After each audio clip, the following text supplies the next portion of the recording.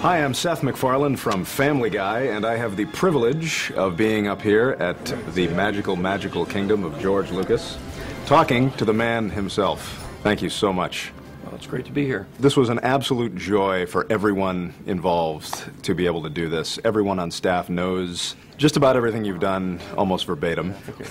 Your company was supportive from the start. Why are you guys so much nicer than everyone else? Why did you allow us to do this? Well, I think ultimately we don't have to be mean. You know, we're not really that competitive. I came out of film school with a lot of friends, and we all helped each other. We helped each other in our careers, and we just never were competitive about anything. We were always competitive in a friendly way to say, you know, like playing cards or, you know, dunking baskets to say, okay, you're so smart, try this, you know. And so it's that kind of competition, not the, you know, you must be destroyed and you must fail so I can win and all that sort of thing. How often do you watch your own movies? How often do you, are you ever at home and you sit down and you say, let's just pop it in and see if there's anything I missed? It doesn't really. I mean, usually it's flipping channels and it's on some, you know, cable. Will you stop and watch it? Cable movie. Sometimes I will. Yeah. You know, depends on what I'm doing.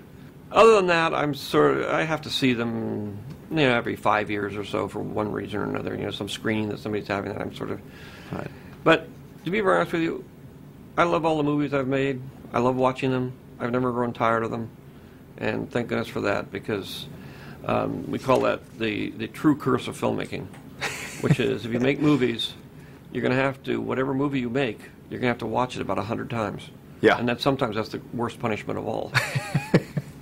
Yeah, if there's ever a rerun of Family Guy on the air, I have to stop and watch it. Well, our TiVo is completely filled up with Family Guy.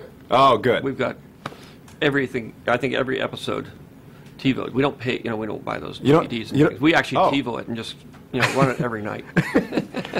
George Lucas has a TiVo full of Family Guy, although he's never bought a DVD. All right.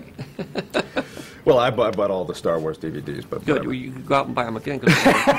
Would you say you know all the Star Wars movies pretty much verbatim, like the fans? Not really. If I like hummed a piece of music, would you be able to tell me what where part in of the the movie? Yeah. film? Yeah. That would be tough. Really? Yeah, but you can try. Okay.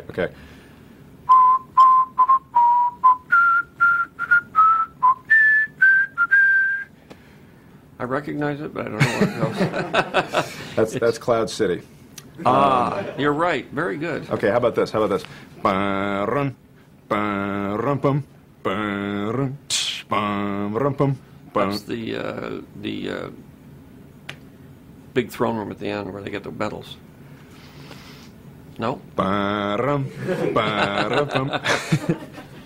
All right, you know what? What is it? That's the beginning of the snow battle in Empire Strikes Back. All right. Well, That's good. I think that you know was what? performance. Yeah. I don't think it had anything to do with the music. God, I can't. I haven't can't heard it played that way before. just from the throat. Well, that's good because that tells me that you have other interests that you. Yes, What do you do? I move on to other things. Yeah. Well, now I'm doing the Clone Wars animated TV series.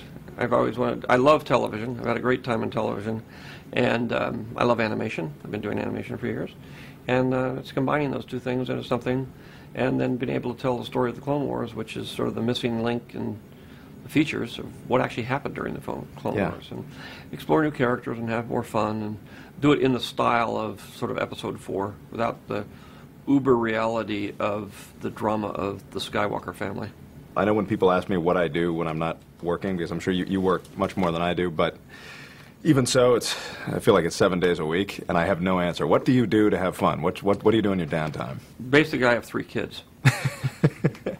That's basically whatever downtime I have. Yeah.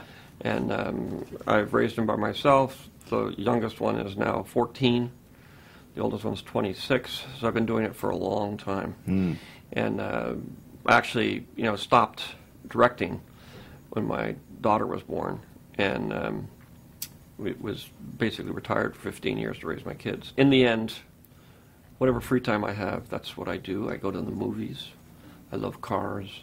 For a lot of us, Star Wars is sort of the definitive movie of our childhood and of our adulthood. If we're asked, you know, what's the greatest movie of all time, most of us will knee-jerk, Star Wars.